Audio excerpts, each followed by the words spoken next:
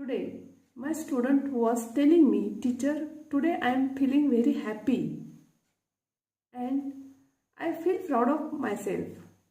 But sometimes I feel very sad. Why this happen with me?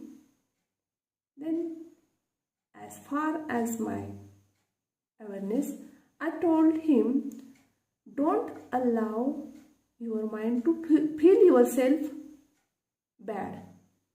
Feel yourself sad. Always feel happy.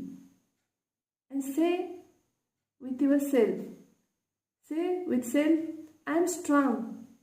I am happy. I am going to be stronger and stronger. I can do everything what I want to do. And I will be always happy. I will be always happy.